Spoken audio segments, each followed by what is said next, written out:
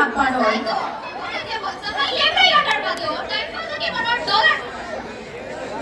কিনা আটা আমরা কেমন করতে পারবো জামাই যখন আইছে তেয়ার নেই ঠেনে তাড়াতাড়ি বিয়া করাই দিলাই যত তাড়াতাড়ি বিয়া অত তাড়াতাড়ি বিদেশি কে